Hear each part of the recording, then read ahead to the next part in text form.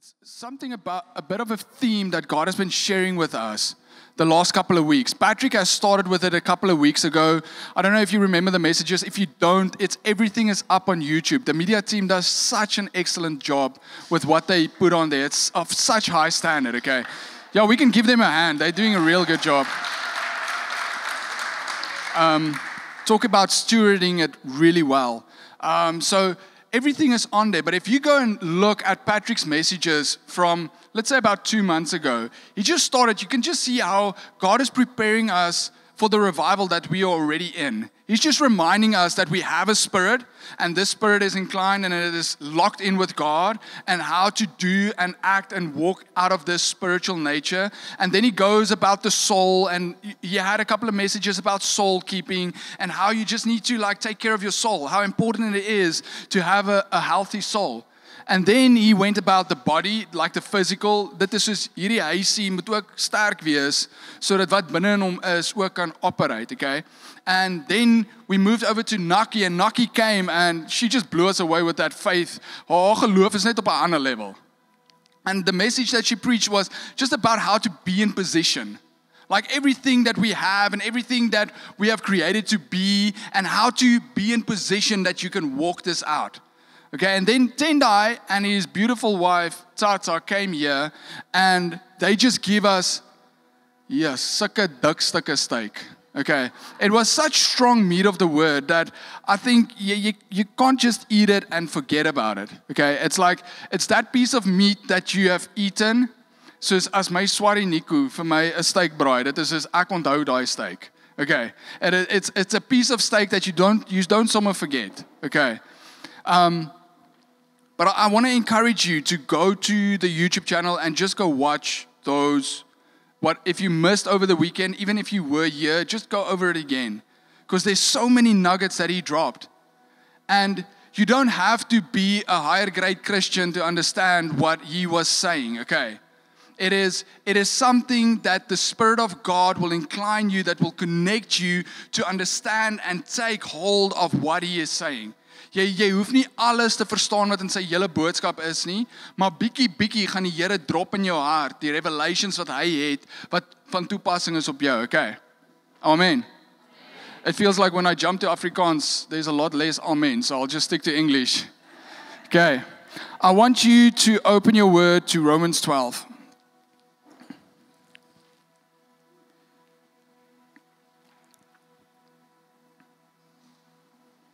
Romans 12, verse 1.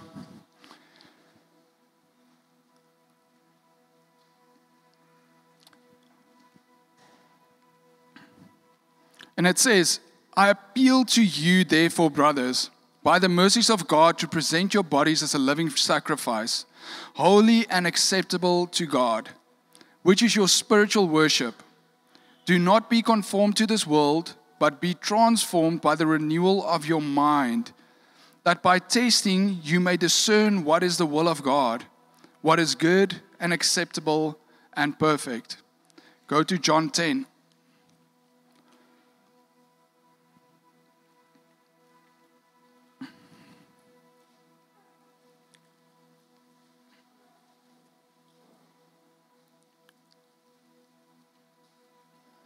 From verse 1, and it says, Truly, truly, I say to you, who does not enter the sheepfold by the door, but climbs over in another way, that man is a thief and a robber. But he who enters by the door is the shepherd of the sheep.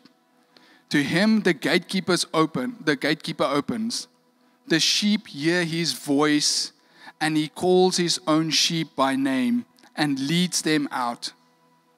When he has brought out all his own, he goes before them, and the sheep follow him, for they know his voice. A stranger they will not follow, but they will flee from him, for they do not know the voice of strangers. This figure of speech Jesus used with them, but they did not understand what he was saying to them. So Jesus again said to them, Truly, truly, I say to you, I am the door of the sheep. All who come before me are thieves and robbers, but the sheep did not listen to them. I am the door. If anyone enters by me, he will be saved, and will go in and out and find pasture. The thief comes only to steal, kill, and destroy. I came that you may have life and have it abundantly. Verse 14, I am the good shepherd. I know my own know me. Thank you, Jesus. Thank you, Lord, that we can read your words more than 2,000 years later, Lord, and it can still resonate with us. Thank you, God, that your word is alive. Thank you, Holy Spirit, that you are with us, that you are teaching us, that you are shining a light on these words, Lord, so that we can interpret, so that you can interpret, that we can understand what you are trying to say to us, Lord. Lord, have your way this morning. Let this be your word, God. Let it be your words in my mouth, Lord. Let your fire fall on these words, Lord. And let it purify what needs to purify. Let it shine light on what it needs to shine light on. And let it just wake up what needs to be woken up within every one of us, Lord. And everybody say, Amen. Okay, so you see here, Jesus is talking about how he is the good shepherd, okay? And he likes using the analogy because in that time there was a lot of shepherds, and that was one of the occupations of that time. But he is talking about that he is the one and only one that came to open the way. He is the way for every sheep. And he knows every sheep, and every sheep knows him. They know his voice. Say, I am a sheep. I know his voice. He's just talking in a parable. He's just explaining that ek het nog nie baie geboer met skape nie. But I can tell you, when I went to Jan's farm, when Jan whistles and he calls the sheep, they come. When my little Daniel whistles or screams at the sheep, they don't come. Okay, because they don't know his voice. They run in the other way. Okay. But they trust Jan, they trust the shepherds, they know the whistle, they know the voice, they know he is leading us into the right place, okay? So this is what Jesus is saying. But more than that, he says here that the thief comes to kill, steal, and destroy, but I have come so that I can give you life and give it to you abundantly. Now the word life right here, and the youth is going to look at me, you have shared this too many times with us, but I want to share this with you guys as well, okay? Want ek dink dit is belangrik vir julle ook. So the word life right here, okay, it is, the English language was a bit limited to what it could write, so this life is not the natural life as we know it. Okay, in the Greek you have two words for life. And I'm not a scholar. I sat under teaching where I heard it and then I researched it for myself and now I understand it, okay? It became more than just something that somebody else said for me. So this life now has two meanings, okay? Life, the word life in the Greek, the first one is bios. All of you know what bios, you must have heard of it somewhere. Biology is derivative from it. If you work with computers, you know where the BIOS, that's where the life source is. BIOS is the natural life, okay? The second one is Zoe. Where's Zoe? Like a Zoe. That's such a beautiful name. Okay. Zoe life is what Jesus is referring to here. And most of the New Testament refers to this Zoe life. Not the BIOS natural life. Jesus didn't say he came to give you life. Hy het nie kom geboorte gee aan jou natuurlike being nie. He came to give you this Zoe life and an abundance of it. Okay, so this Zoe life that he came to give you, if the translation from the Greek to the English is that this life is a God kind of life. It is the life everlasting. It is the life that we receive, that let's go to Genesis. It's the life that when God breathed into Adam's nostrils, it's in Genesis 2. Let's go there. Genesis 2 verse 7.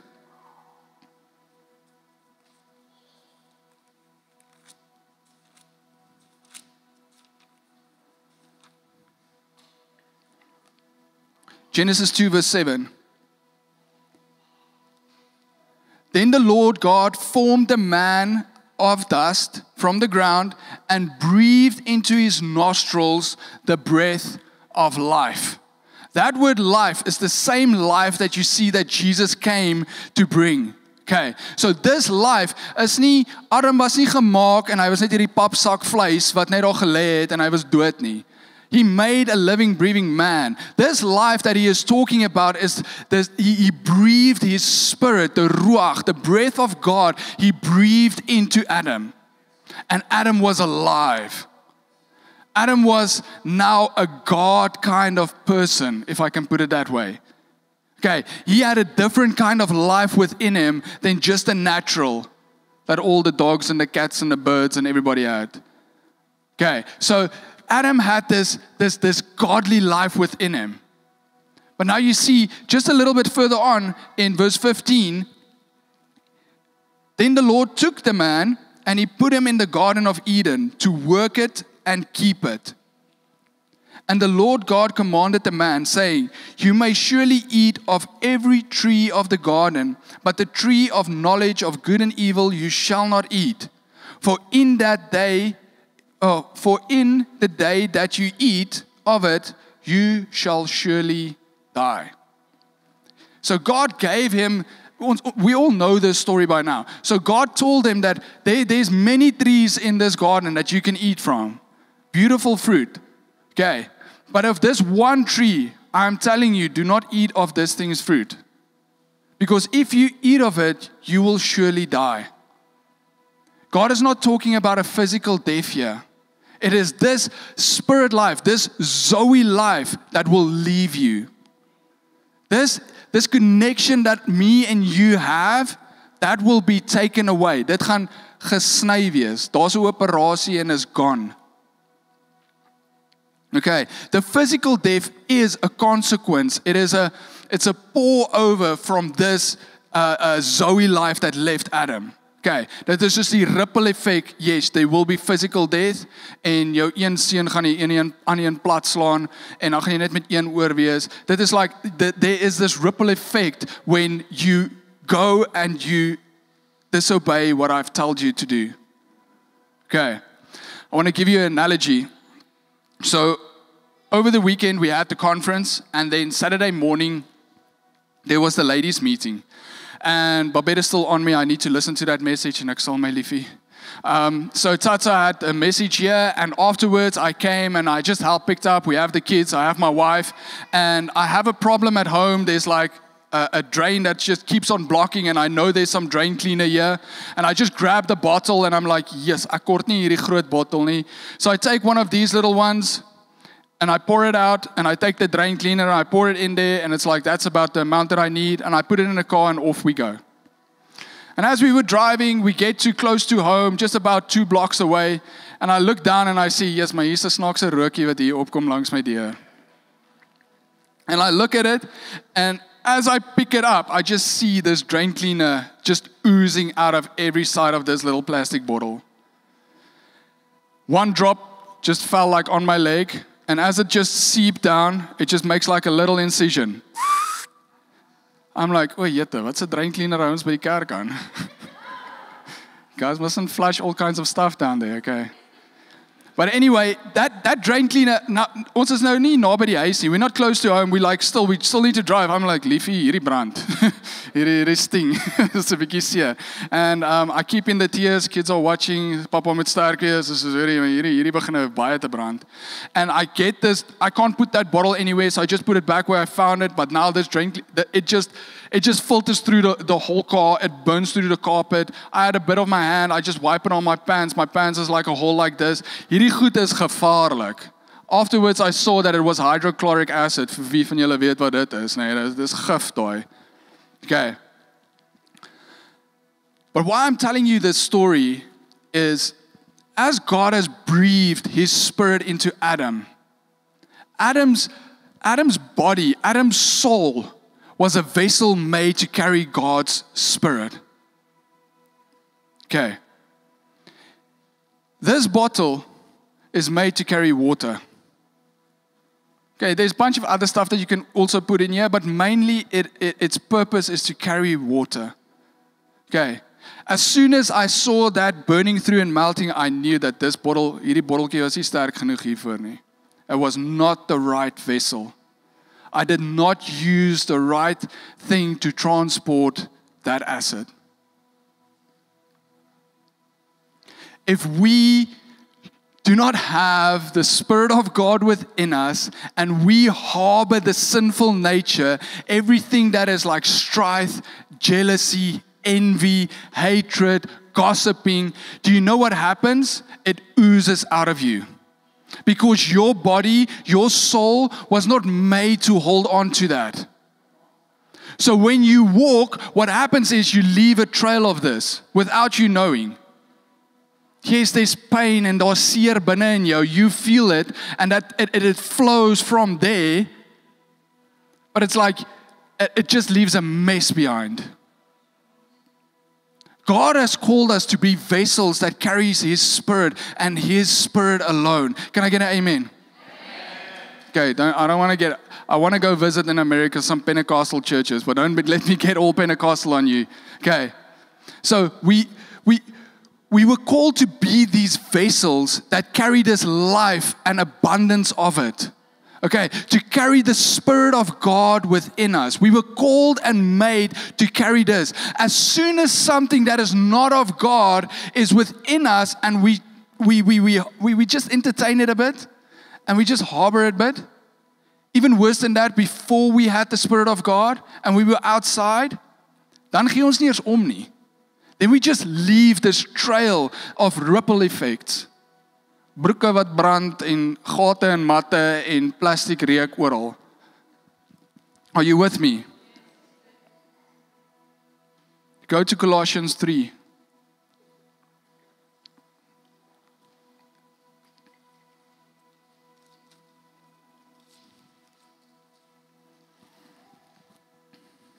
Paul is writing here to the Colossians, and he says there in verse 1, if then you have been raised with Christ, seek the things that are above, where Christ is seated at the right hand of God.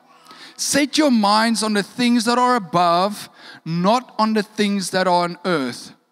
For you have died, and your life is hidden with Christ in God. When Christ, who is your life, appears, then also will appear with Him in glory. Put to death, therefore, what is earthly within you.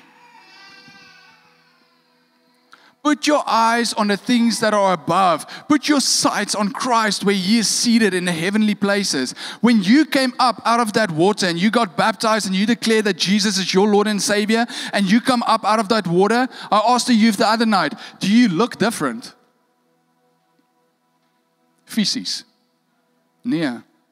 Behalwe dat jy 'n bietjie nat is. But you look exactly the same. Yes, you may have some emotions, and there might be a smile and some light in your eyes and this relief that, that was awesome. But other than that, your vessel looks exactly the same. But your spirit and God's Spirit intertwined in that moment. Okay? I told them as well, it's like when I take this bottle, then I talked about it needs to be filled. So if I have this little bicky open and I throw Oros into this now, the Oros mixes with that water. Can I take the Oros out? Can I take the water out? No. And that is your spirit with God's Spirit. But it's like, okay, but God, why am I still struggling with this? Why did this breakthrough not come? Why that when I got baptized, didn't I get healed? Why do I still not have a relationship with my Father? Why am I still suckling with these things that I don't want to look at, but it still just keeps on popping up? Because the sinful nature is still here on earth. The sinful nature is still all around you. The devil didn't leave. But what happened is you got the authority and the power to tell the devil no. Do you understand that? So it is by this that when these things come your way, when I'm just going to call it as it is, when lust or temptation comes your way, it is unavoidable because you will just drive down a highway and daar's advertensiebord en is soos magtig. Why? Okay. But it is like, it didn't leave. Dis nie asof jy deur die water gekom het en nou ewe skielik het jy magic oogklappe wat keer vir die goed nie. But you now have the power to, instead of looking at that, you can look to Jesus and say, I do no longer have to look at that. Dat hierdie goeders het nie meer hou vas aan my nie. Even your situations around you. You're struggling with a breakthrough on something and you get word after word, confirmation after confirmation, but it just doesn't want to come. It feels like you're just stuck in this one place and ek kan net nie verby hierdie kom nie. Stop looking at that and look to God. It's like I said earlier in worship, He is the author and the finisher of your life. He knows how this story ends. You also know how this story ends if you read this correctly. But put your sights on the things of heaven, not the things of earth. Laat daai goeders net soos wegsmelt. Carry the water that you have made to be carrying. Do not carry this other stuff. And if you're struggling with it, look to Jesus.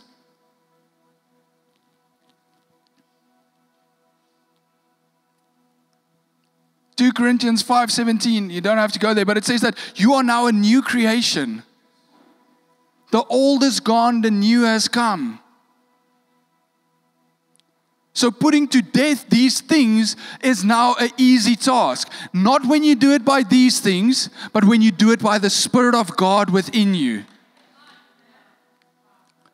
Philippians 2, go there.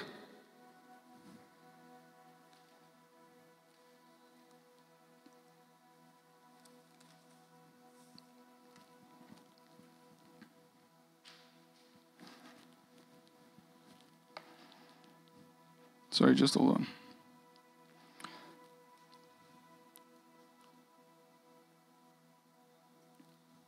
I know it's in the ESV up there, but I just want to read it for you from the New Living Translation.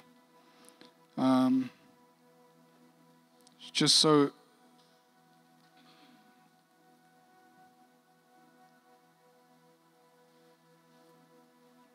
I don't have it here. But anyway, therefore, my beloved, as you have always obeyed, so now, not only as in my presence, but much more in my absence, work out your own salvation with fear and trembling. For it is God who works in you, both to will and to work for His good pleasure. How do I get rid of all this gunk? How do I get rid of this one thing that I'm still struggling with? How do I walk according to this word? You allow God, like Tendai said, you allow Him to fill this bottle. Don't fill it with anything else. Also, don't leave it halfway empty. Let Him fill that, because out of that, out of the fullness of the Spirit, I always say to people that I pray to here, especially when we do salvations out in fields, when I pray for you right here and I pray for that breakthrough or that deliverance or for your salvation, I remind you that I do not walk with you out these doors. I do not take Oom Jan's hand and I go with him. It's like, reg Oom Jan, hier gaat ons nou. We prayed for this thing, and now I'm going to keep on standing with you for this thing. I don't walk with him. I don't go with him to his house. I don't go put my head on his pillow next to him, reminding him the whole time. That is God that does that. When you walk out these doors, it is that what Paul has written here. Not only as in my presence, but much more in my absence. The words that we receive here, the encounters that you get in this place, the encounters you get when fellow believers come together and we pray and worship, and you just have that encounter with God, that just everything else is just melted away, and it's just like God and His glory, and you just feel like you want to praise. You don't know if you want to cry or laugh, but you just have this roller coaster of emotions, but you're just in His presence. It is to grab hold of that and say, I will not relent to leave this. Because you are the only one that can carry that out of this door. That salvation that you have received, that breakthrough, that prophetic word, it is only you and your spirit that received that. Most of the prophetic words that I've ever given, I've forgotten because I give it back to God because it's not me. Those are His words over His children. Every soul saved, it is not me. It is divine connection. I'm just at the right place at the right time and I can pray for this person in front of me. But I give them back to God. You need to walk this out. You need to take this by the horns and say, I'm going to deal with this thing, but not by my strength, but by the Spirit that is within me. The same Holy Spirit that God breathed into Adam, the same Holy Spirit that raised Jesus from the dead, the same Holy Spirit that hovered over the earth before creation. What is the Spirit of God waiting for? Somebody once said it right here. He is the most urgent person. He is the most urgent person. The Holy Spirit, hy is soos 'n kat op 'n warm plaat. I don't know what the English is, a cat on a hot plate. Okay, hy is so eager om jou te help. Hy is so eager om jou te embrace. But you need to allow Him. How do we allow Him? To make time for Him, to make space for Him, to spend time in the Word, to spend time in prayer.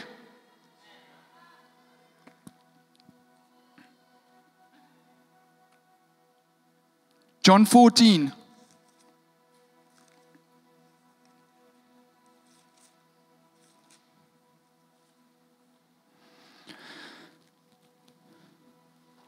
Verse 15.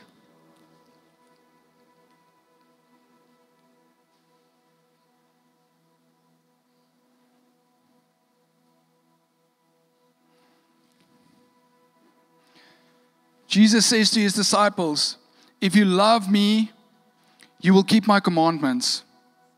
And I will ask the Father, and He will give you another helper to be with you forever.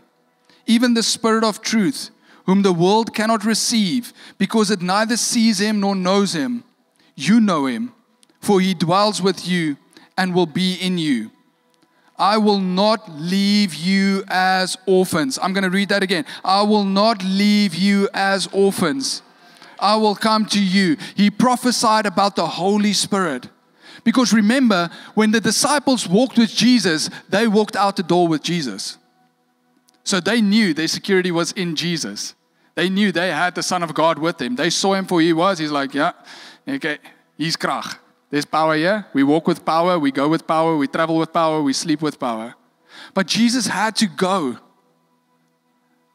And I asked Him the other night as well, why is it that Jesus had to go? Can you imagine the Jesus conferences today if Jesus didn't go? What those stadiums would look like. There's only so much that He can do within a body. There was only so much and so many that He could reach within His vessel. He had to go so that the Holy Spirit can be given to every believer that says, I believe. So that we can all be these Jesuses on feet. So yes, there is a side to it where God does the working within you and He helps you to work out your salvation. Because Jesus said here in John 14 that I will send you the helper. Further on, He talks about the teacher, the comforter, the advocate, the friend that sticks closer than a brother. Ek meen, dit is alles wat jy nodig het. Okay? You have everything that you need right there in this lekker pakkie. Marcus calls it, it's the down payment of your salvation. It's like, thank you, Jesus. I take that. But we need to make space for Him. We need to get into position and know that He wants to still work in every one of us. Nog niemand het dit gemaak nie. Nobody has made it yet. God is still working out stuff in everybody's lives. Every one of us. Don't think you look to the left and the right that, yeah, they have it all made. I can tell you now, they don't. Dis nie die waarheid nie. Don't let the devil lie to you. Say tak. He's working in every one of us. But we need to make room for that to happen.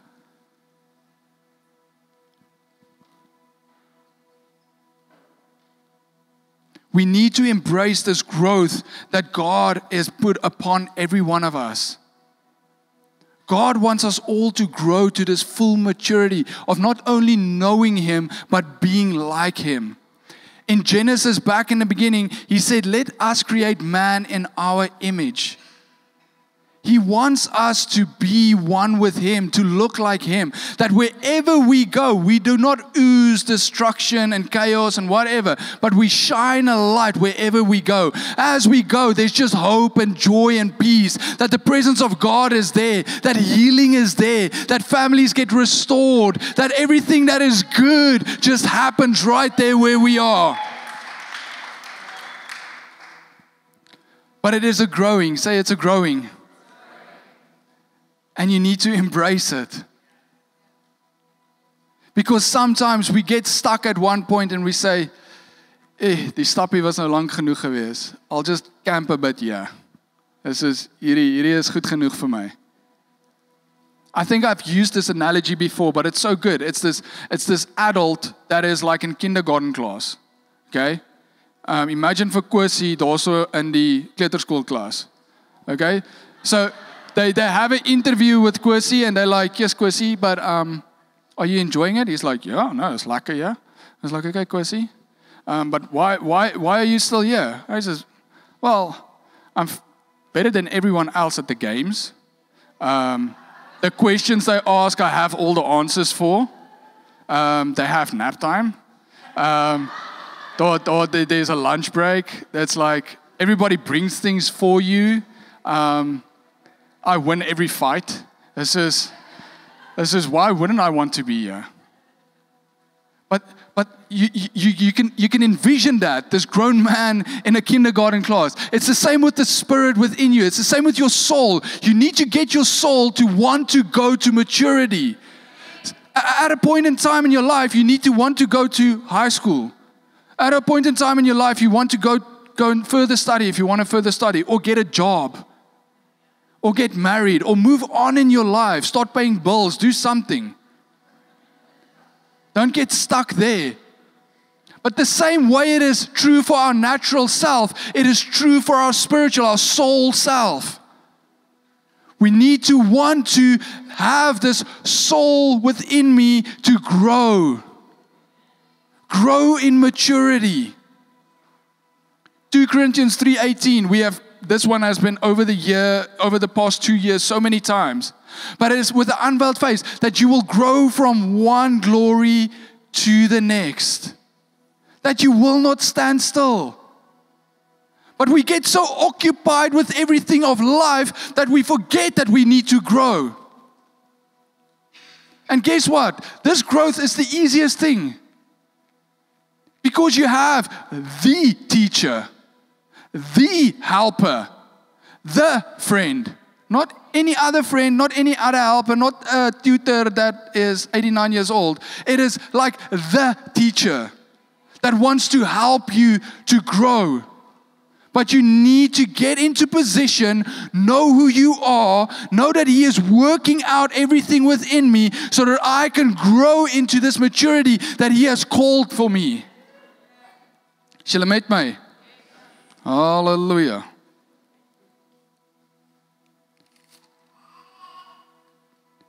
In 2 Peter,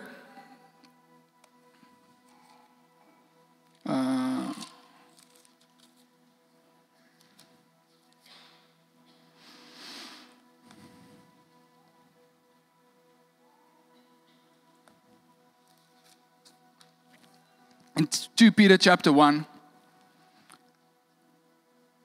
Peter gives us this one of the models of what this growth looks like.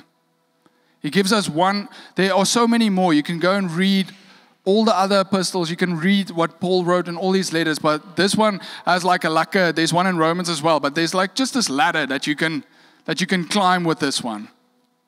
And I don't have the time today to go through every one of these to explain what they mean. But you have time. So go and make the time and read through them if you do not understand this as yet. But in 2 Peter 1, from verse 5, he says, let's go from verse 3.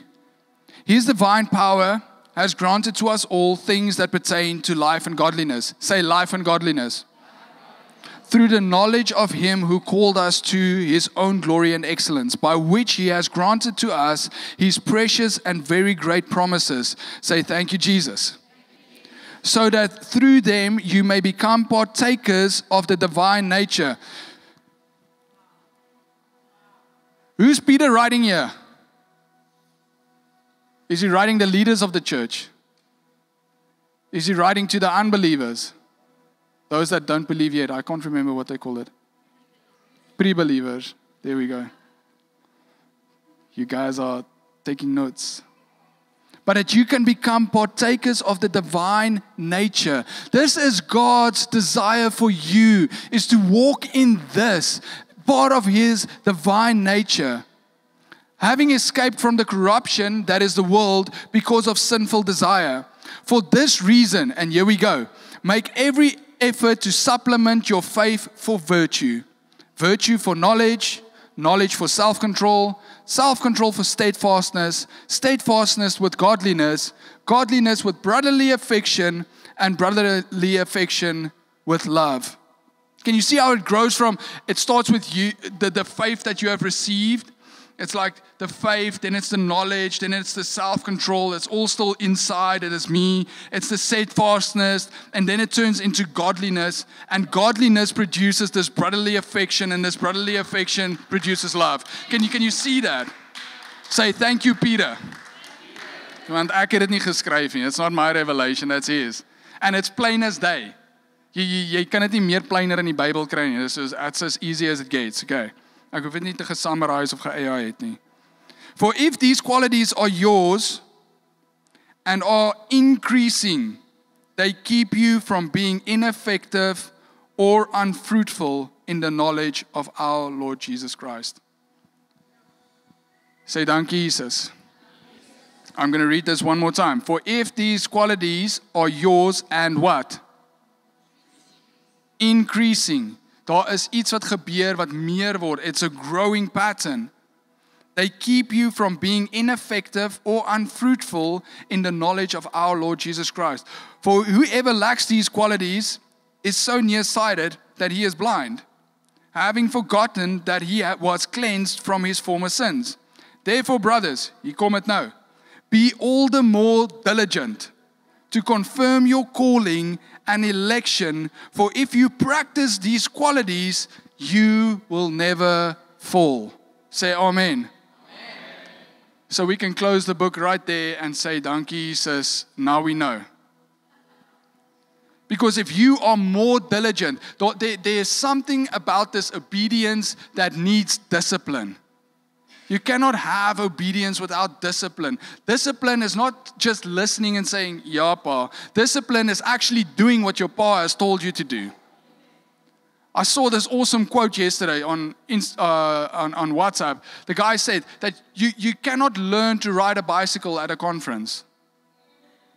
Just think about that for 1 second. You have to go apply what you learned. Anders gaan jy nooit fietsry nie. Jy gaan net sê, ek was eendag by 'n conference gewees en ek het geleer om fiets te ry daar. En hoe gaan dit met die fietsry? Nee, ek kan nie fietsry nie. I just learned how to ride a bike. It's the same. You need to be diligent. You need to be diligent with what you are being taught. You need to be diligent with the Word of God. You need to be diligent with the Holy Spirit. You need to be diligent with what is imparted into your life so that you can walk it out.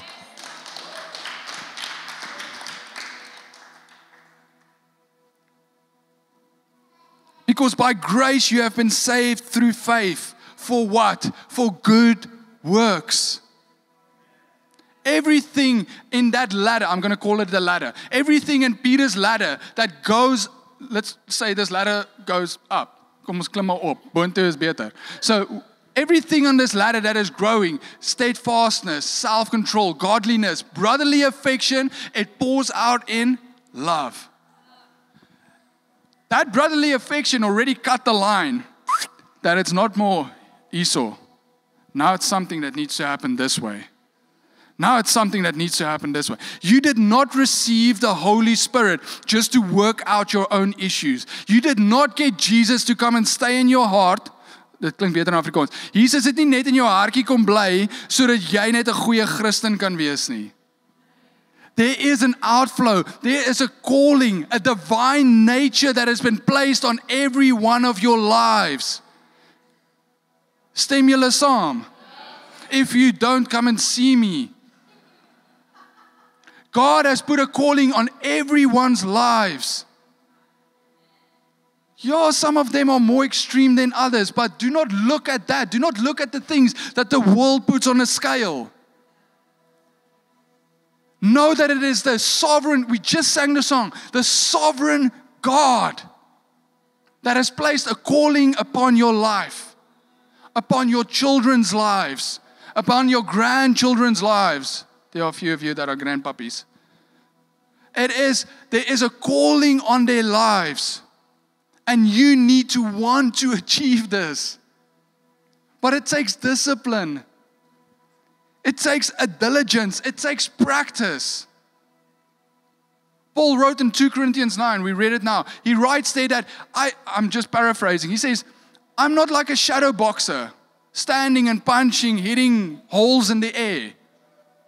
But I'm like an athlete.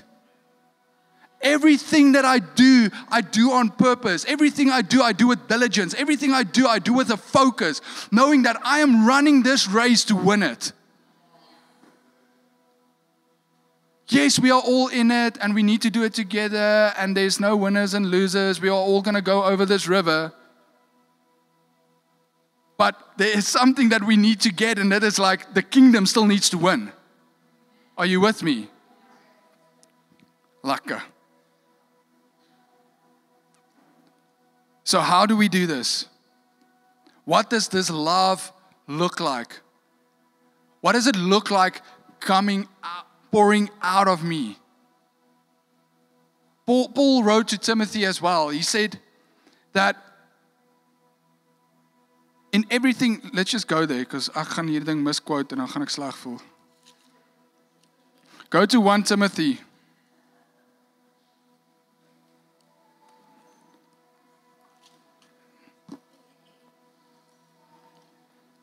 One Timothy 4.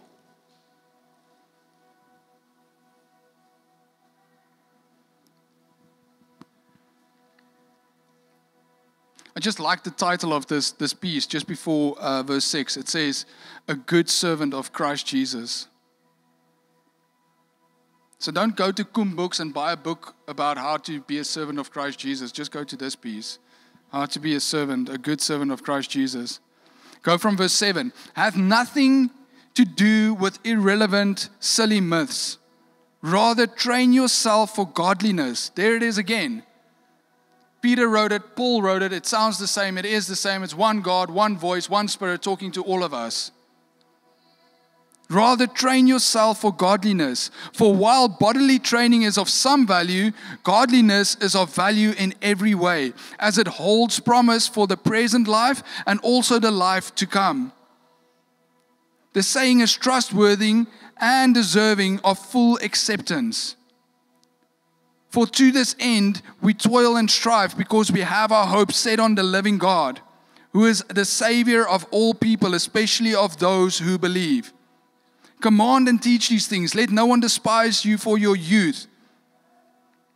Again, don't look at the natural. If you think you are like a baby Christian, you just got born again, you just got baptized, this is what he's talking about. Don't let anyone despise you for your youth. You have the same Holy Spirit within you that raised Christ Jesus from the dead. Dieselfde Heilige Gees wat binne in my is 'n klein Hannaatjie. Dieselfde Heilige Gees wat binne in Jesus was, is binne in jou. You have that same Holy Spirit within you. Do not let them despise you for your youth or your ill experience. But be an example in speech, in conduct, in love, in faith, and in purity. Until I come, devote yourselves to the public reading of Scripture, to exhortation, to teaching. I just like this. Yes, young Timothy was leading a church. He was leading a body of believers. But I can tell you now, you do not understand something until you have taught somebody else that thing. you do not understand a topic until you got somebody to sit in front of you and they ask you about this topic and you explain to them that topic. You don't have to be a pastor, a teacher, standing here in front doing this. You can grab hold of somebody and disciple them. And that is what he is talking about right here. Do not neglect the gift that you have. The New Living says, use the gift which was given to you by prophecy when the council of elders laid their hands on you. Practice these things.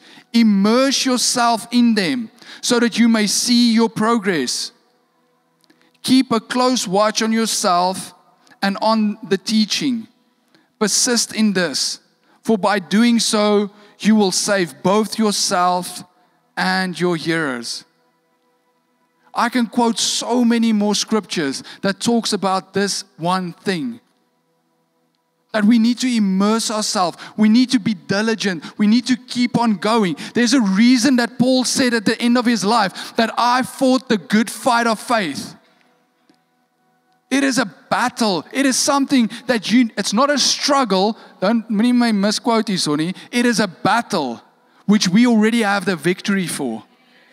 So it's soveel lekkerder om in daai ding in te gaan. Wie die rugby gisterand gekyk? Let's talk Afrikaans now.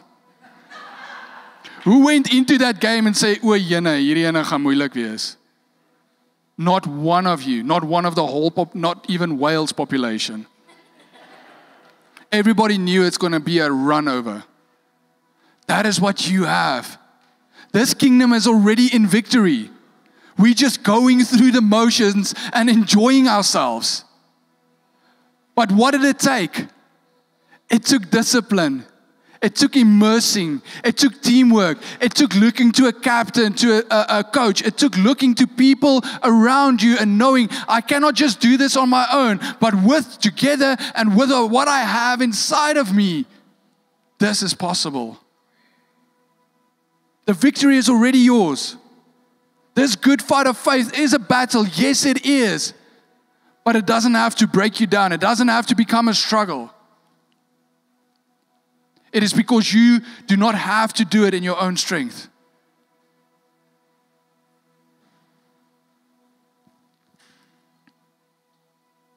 Practice these things, immerse yourself in them, so that they may see your progress. I told this story as well, and a couple of years back, many years back, I was a youngster. I was about 19 or 20, and studying lekker, and I was born and raised in Pretoria, so we love to come to Mossel Bay for holiday. That was our thing. It's like we come down from Mossel Bay, and we just enjoy ourselves here down in Mossel Bay. And this one year, I came with friends, and we were having a good time, and at one stage they said that they want to go to Gourits River. I don't know if you know where Gourits is.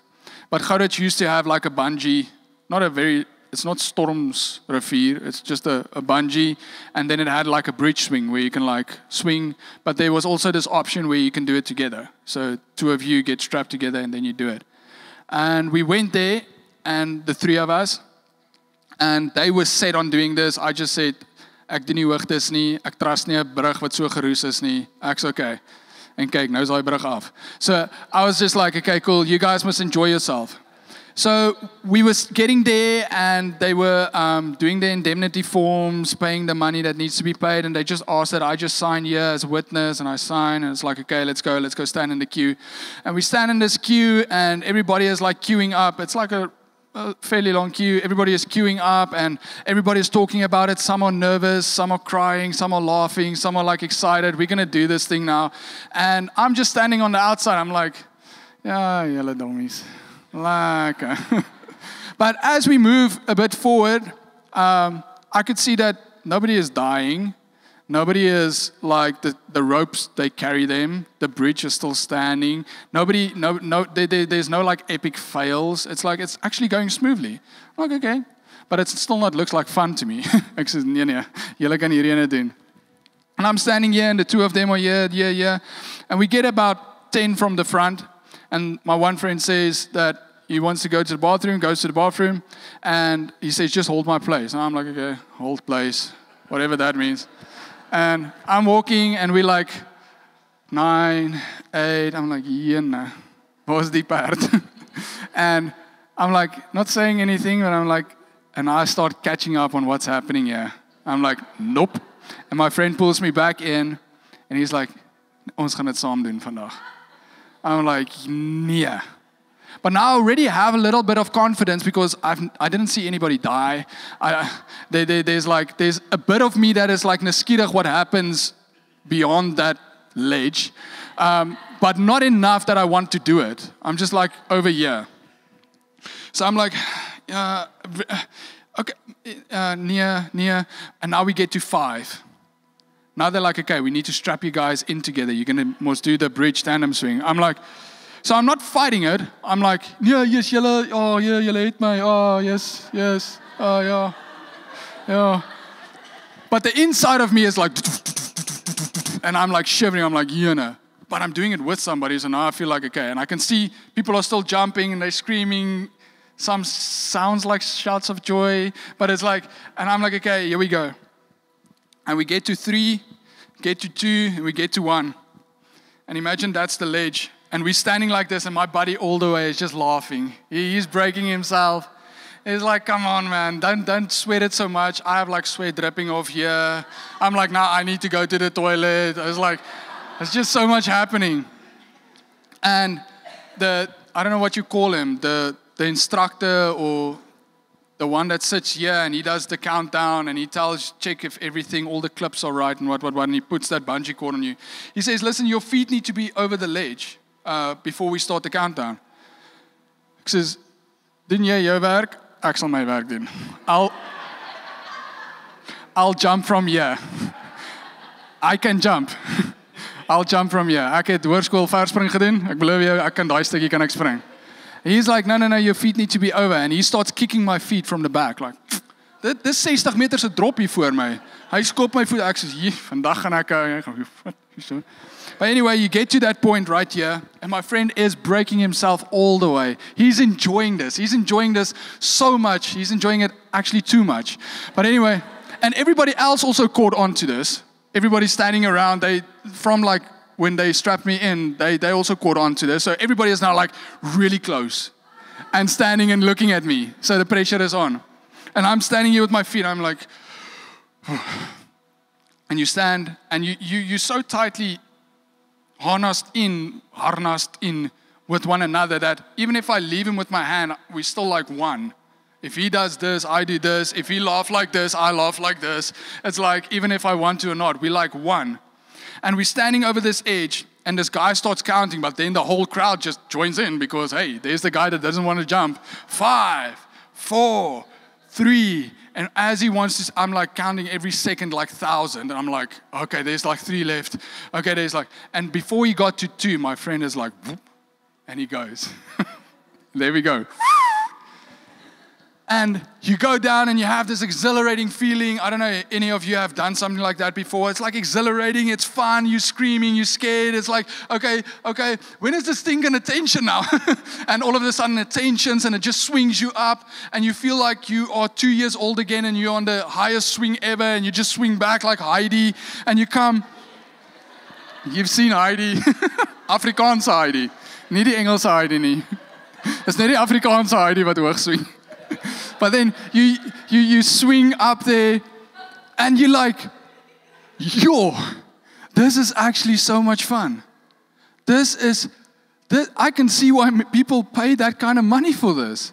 This is like exhilarating, it's fun, it's exciting. And as we were like slowing down, I look at him and he is like, wil jy dit weer doen? Ek sê, ja, ek wil dit weer doen.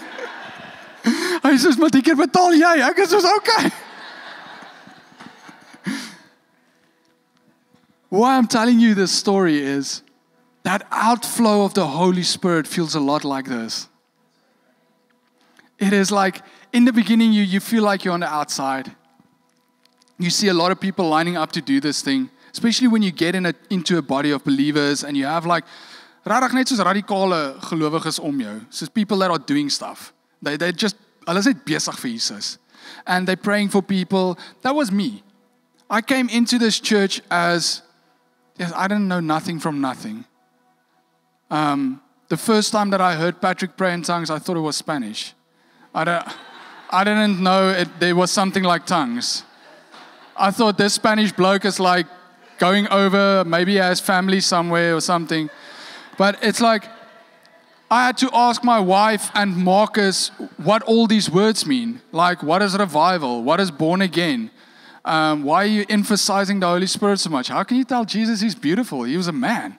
It's like, come on, just help me understand these things. That's where I was. I was like here and I was looking in and I was like, he's baie goed wat nie sin maak nie. There's a lot of things. But praise God, I had these amazing people around me that just guided me into it. And as I see them just operating in this, there was something in me that was first like, the first time Marcus called me, come, let's go quickly pray for this guy. I'm like, nee, you know. Jy het jou chommies, kry jou ander radicals om jou. Get the other radicals to go and pray with you. I'm not going to pray. I'm not a preacher. I'm not a pastor. He's like, no man, come. And it's like you find yourself here, and then you see what's happening, and it's like it gets kind of invoking. It's like, it's attractive. This kingdom has something that is so attractive, that is so exciting, but it is a bietjie scary, want it is a heavy unknown. You can't see past that ledge. You can hear screams. Okay, no, I'm not going to put in the screams. You can hear laughter, and it's like, you know there's like something lekker happening, but it's like, I don't want to commit to this. But the Holy Spirit, your friend, already has another plan.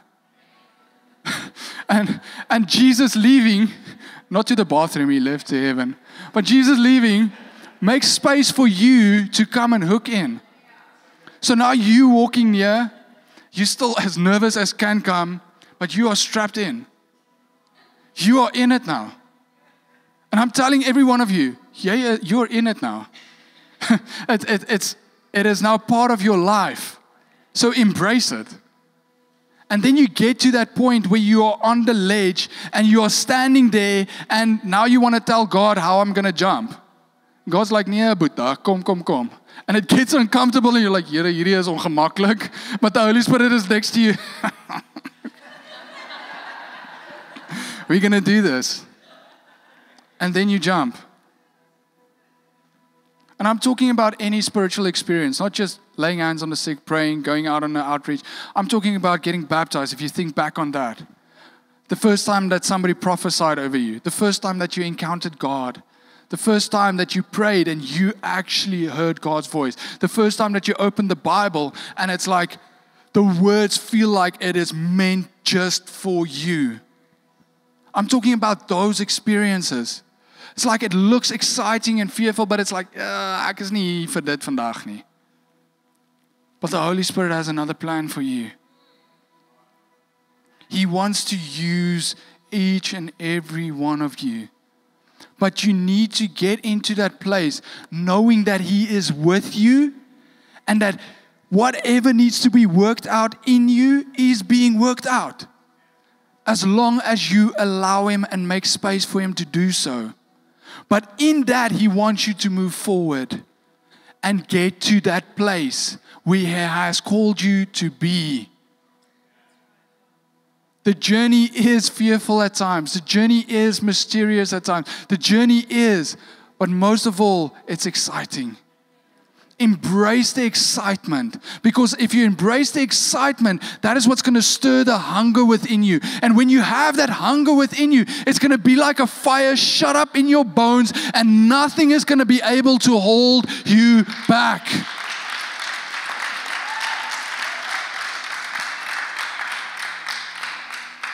You all have the Ruach. You all have the Zoe life within you. You have all the saints backing you. You have an army of angels looking and cheering you on because they cannot stand where you are standing. You have the Holy Spirit within you. Embrace it.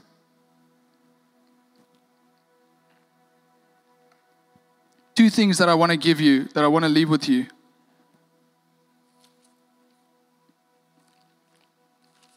Just on a practical note. The pastoral thing to do. To not leave you as orphans, but to leave you with something. Go to 1 Corinthians 14. Two things that helped me so much in that growing. And again, I did not write this. It was not summarized. This is out of the Word of God. And if you read it out of the simplicity, what it was written as, then you will understand it. It is so simple.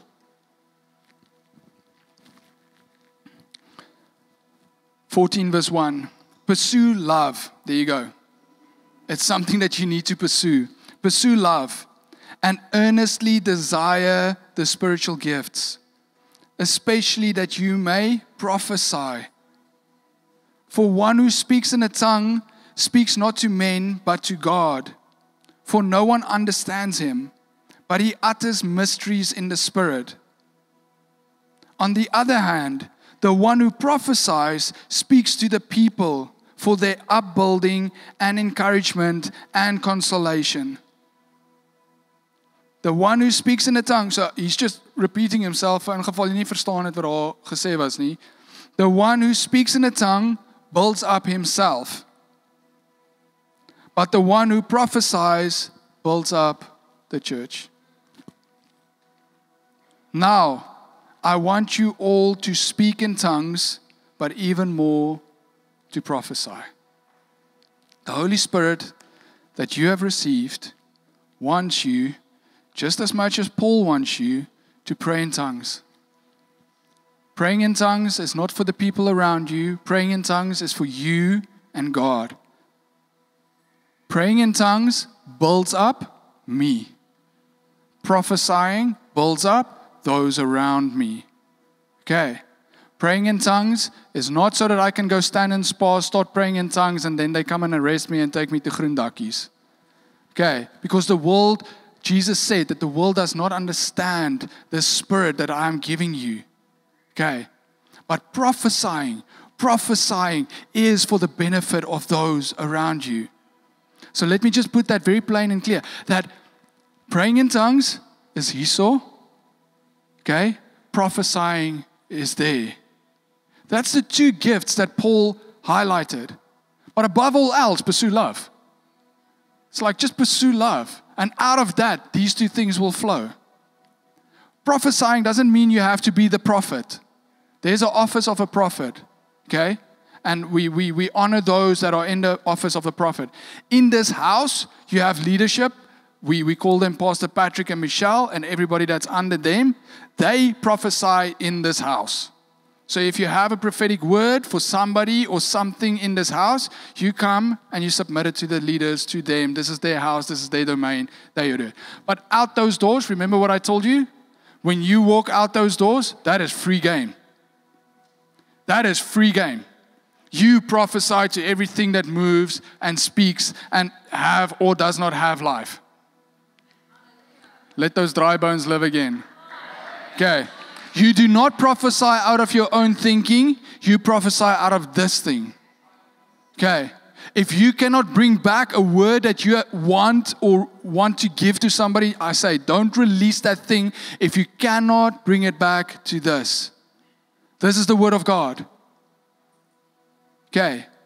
So, Kenneth Hagin said that when you read the word of God, you become like a sponge.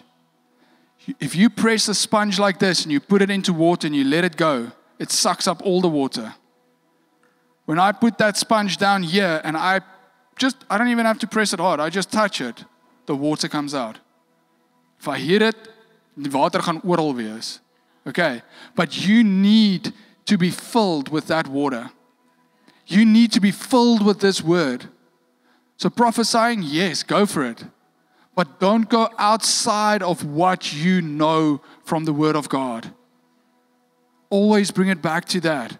And if you have received a prophetic word, sorry, this is now very pastoral. If you have received a prophetic word and you don't understand it and you don't find inkling with it, there's 3 places where you go. You don't go to YouTube. You don't go to Google.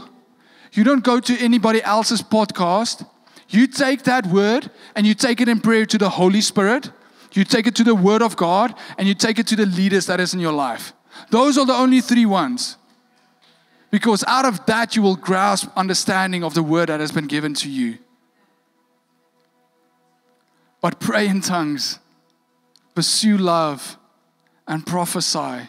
Use the gifts that has been given to you. Yes, revival starts with us. But revival looks like something. It has a response. It has a reaction. And it needs to flow out there.